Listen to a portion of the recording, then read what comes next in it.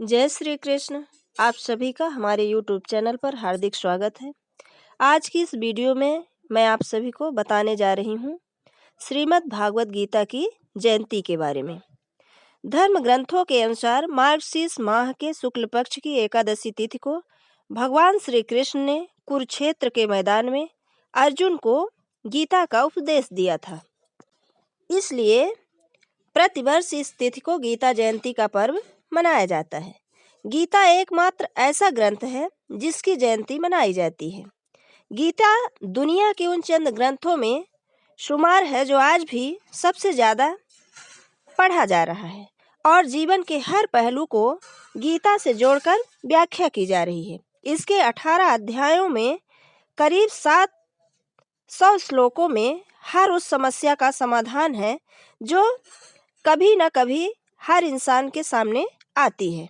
श्रीमद् भागवत गीता में भगवान श्री कृष्ण द्वारा अर्जुन को रणभूमि में दिए गए ज्ञान का वर्णन मिलता है। यह ज्ञान जितना उस युद्ध भूमि में प्रासंगिक था उतना ही आज भी प्रासंगिक है। आइए कुछ चुनिंदा श्लोकों के बारे में जानते हैं।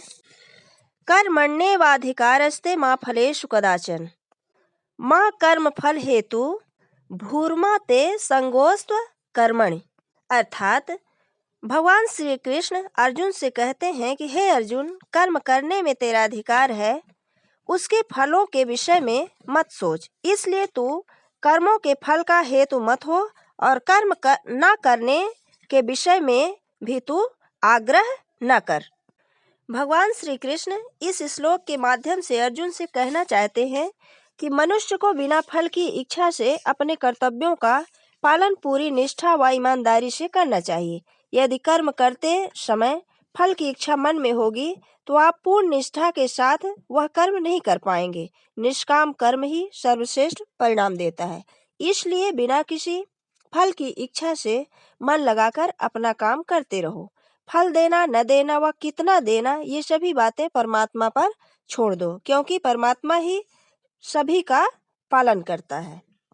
दूसरा श्लोक है योगस्थः कुरु कर्माणि संगत त्यक्त्वा धनंजय सिद्ध्यै सिद्धयो श्रमो भूत्वा समत्वं योग उच्यते। अर्थ, हे धनंजय, कर्म न करने का आग्रह त्याग कर यश अपयश के विषय में समबुद्धि होकर योग युक्त होकर कर्म कर। समत्व को ही योग कहते हैं। अर्थात श्री कृष्ण अर्जुन से कहना चाहते हैं कि धर्म का अर्थ होता है कर्तव्य। धर्म के नाम पर हम अक्सर सिर्फ कर्मकांड, पूजा पाठ, तीर्थ, मंदिरों तक सीमित रह जाते हैं। हमारे ग्रंथों ने कर्तव्य को ही कर्म कहा है। भगवान कहते हैं कि अपने कर्तव्य को पूरा करने में कभी यश अपयश और हानि लाभ का विचार नहीं करना चाहिए। बुद्धि को सिर्फ अपने कर्तव्य यानी धर्म पर टिकाकर काम करना चाहिए। इससे परिणाम बेहतर मिलेंगे और मन में शांति का वास होगा। मन में शांति होगी तो परमात्मा से आपका योग आसानी से होगा। तीसरा श्लोक है नास्ति बुद्धिर्युक्तस्य नास्य युक्तस्य भावना न च भावयातः शांतिर्शान्तस्य कुतः सुखम। अर्थात योग रहित पुरुष में निश्चय करने की बुद्धि नहीं होती और उनके मन में भावना भी नहीं होती। ऐसी भावना रहित पुरुष को शांति नहीं मिलती और जिसे शांति नहीं मिलती उसे सुख कहाँ से मिलेगा। कहने का तात्पर्य, हर मनुष्य की इच्छा होती है कि उसे सुख प्राप्त हो, उसके लिए वह भटकता रहता है, लेकिन सुख का मूल तो उसके अपने मन में स्थित होता है। जिस प्रकार मनुष्य का मन इंद्रियों में यानी धन, वासना, आलस्य आदि में लिप्त है, उसके मन में भावना नहीं होती है, अर्थात आत्मज्ञान नहीं होता।